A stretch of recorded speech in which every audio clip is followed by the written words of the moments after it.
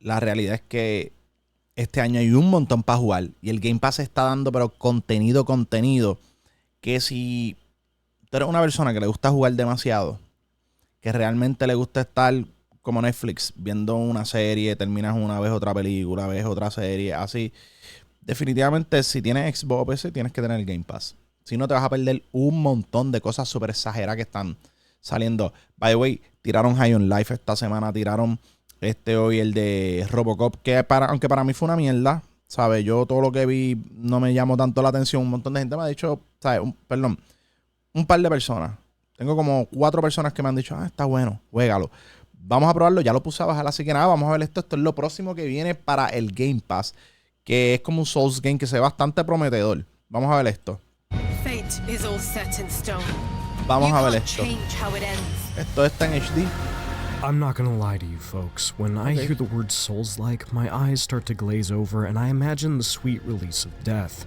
It's the same way I feel when someone says Metroidvania or roguelike. There's nothing inherently wrong with Souls-likes, Metroidvanias, or roguelikes, for the record. There's just an awful lot of them. I love a good steak, but you can't eat filet mignon. No se ve mal, esto no se ve mal. Sometimes you need some sushi, a taco plate, hell, even just a burger. A little variety goes a long way. So when I got asked whether I wanted a 1 or 2 hour appointment with Wu-Chang, Fallen Feathers, I only signed up for an hour, but I was allowed to play for 2, and I'm really, really glad I did. Wu-Chang may be a Souls-like, but it's got unique ideas, and by the time I put down my controller, I knew I wanted to see more of what it has to offer. Vamos a ver.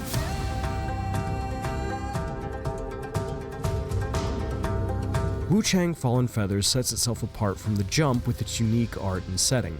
It takes place in the land of Shu during the latter part of the Ming Dynasty. That single choice sets what I played of Wu-Chang apart from just about every other Souls-like. Most games in this genre aren't shy about their dark fantasy aspirations. In theory, that should mean everything looks a little different.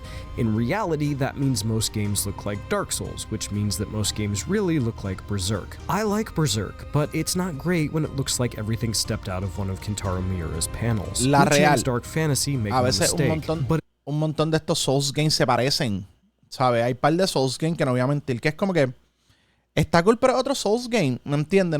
No se separa de lo que es los otros Souls games. Its setting means a lot of what I saw looks and feels unique and colorful. The story's got an interesting setup too. You play as Wu-Chang, a pirate with a nasty bout of amnesia. In my demo, she woke up without knowing who she was or what was going on. Unfortunately for her, amnesia might be the least of her problems. You see, Wu-Chang has contracted a disease known as the feathering. It starts small. Feathers form on your limbs, but as the disease progresses, you lose your memories, go mad, and undergo a, quote, monstrous transformation, unquote. There's no known cure, but that doesn't mean our girl is just gonna lie down. She's healthier than most, so she's going to look for a cure. Prácticamente en resumen, tienes una enfermedad feathers, te empiezan a salir, empiezas a perder la memoria.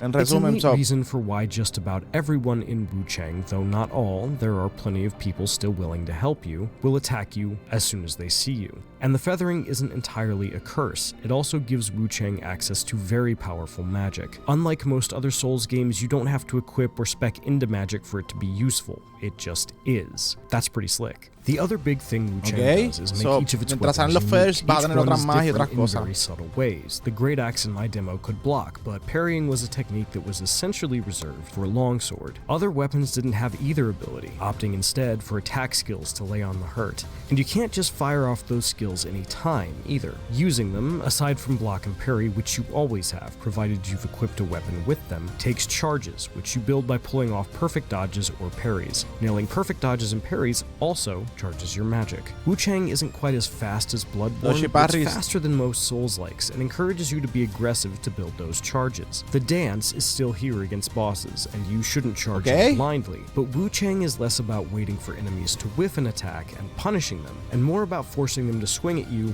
building those charges, and then cashing in for big damage, either through weapon abilities, Yo no soy muy bueno en los parries. No esperen mucho mucho de into your mí. other Quizás en equipped los Dodge weapons. sí. It's a nice change of pace from traditional Souls-likes and forces you to take risks to gain access to your best stuff. Even leveling up is its own thing. Instead of dumping points into your core stats, you fill out a skill tree for everything from your weapons to upgrading your flasks. If you want specific stats, you'll get them through the armor you equip. There's no shortage of outfits in Wu Chang, from the traditional to the risque, and there's no shortage of fan service in Wu Chang. But you're not just playing Fashion Souls or looking at core stats here. You'll always want to make sure you're picking the right resistances. La real. Yo cuando juego a mí sí me importa cómo se ve el personaje. Si tenemos un montón de gear que podemos escoger, ponme un transmog o algo para yo poder, ¿sabes? Cogí todo este set de gears, pero puedo hacer, qué sé yo, un look bien unique. Aunque usemos todo el mismo personaje, podemos hacer que se vea diferente. Eso es nice para mí. Get some magic resistance in you. These choices matter, and I appreciate that your gear matters, even if I could have done without some fan service. There are still bonfires. Here, they're shrines, and resting at them, which in Wu Chang is known as entering the dream, still respawns any enemies you've defeated. Even that, though, isn't necessarily safe. The first time I entered the dream in my demo, I was attacked by a large bird-like boss. I lost the fight that followed, but when I went back to the dream, the boss wasn't there. I couldn't tell you what the deal with that was, but it was interesting, and I kept wondering when, or if, I would get another shot at him. I didn't, but I'm interested in getting another crack at him and figuring out what that stuff is all about. Speaking of bosses, I did get to square off with 3 of them during my time with Wu Chang, and none of them corresponded to the big dude in armor stereotype. From Software got that right with Artorias the Abyss Walker, and they, and many others, have leaned on similar versions of that Dark Souls since, often imitated. Yo no les voy a mentir. Cuando yo jugué Demon Souls, el primero, ahora yo veo y digo, diablo, esa gráfica, o sea, para mí se veía Full HD, 4K, 3000 ahí para arriba. Pero no es así. Esta es la realidad. Never duplicated. Mira cómo se veía Dark Souls. Que fue después, mira cómo se ven los Souls que hay ahora. Y yo veo gente quejándose, esto se ve mal. Mira, ¿viste la diferencia de eso y esto ahora? Mira la clase de diferencia. ¿Qué lo que era? I wanted him to swing at me so I could build charges and then use my great axe to lay down the law. This boss took me quite a few attempts, mostly because I think I had an opening when I really didn't, and get cooked for trying to attack when it wasn't actually my turn. Once I got his patterns down, though, I was building charges and spending them efficiently, dodging through his attacks and landing big swings of my own. And when I needed to back off, I could cover myself with magic. The second fight was against someone who seemed to have been transformed by the feathering. Esa pelea se parece un poquito a un área de Phantom Blade. No voy a mentir, que yo he visto un par de veces, pero se ve bien. Un boss fight. Es bien parecida, no es igual, pero es bastante parecida. Lo único que hay 4 pilares. Y ese que entró ahí. ¿Y ese que entró ahí? Only one person at the entire event beat the final fight in the Wu Chang demo, and I'm sad to say it wasn't me. While the other 2 fights were all about dodging, this one against a woman wielding a sword forced me to parry. Even with the right weapon and good timing, she was a difficult fight. Incredibly fast, aggressive, and damaging. Every time I tried to back off to heal, she was in my face. Tú quieres atacarla todo el tiempo y tienes que esperar. Ahí, pam, pam, pam, puedes atacarla. I time for a single counterattack before she'd hit me again. It was a brutal fight, and I didn't win, but I appreciated how hard it was, and now I'd have to change my strategy for each boss. I can't wait for another crack at her from the comfort of my couch. Yo creo que me voy a aventurar. And that sums up my feelings with Wu Chang as a whole. Nos podemos aventurar. I got a ton of time with it, far more than anything else I played at Summer Game Fest, and I left satisfied with what I'd seen, but I was also excited to see more. Not bad for a Souls-like, right? For more, check out our previews of Invincible Versus and Ninja Gaiden 4. And for everything else in the world of Souls-likes, Metroidvanias, roguelikes, and other video games, keep it here at IGN.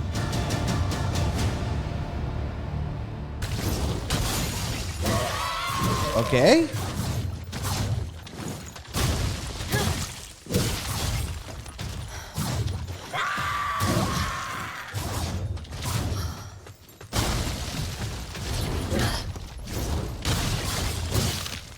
¿Y esta quién es?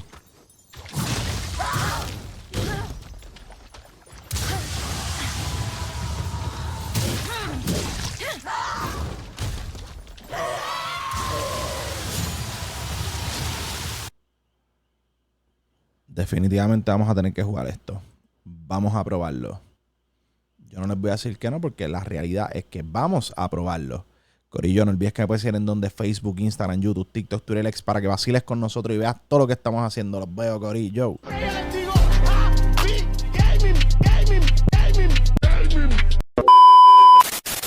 It's one small step for man, one giant leap for mankind.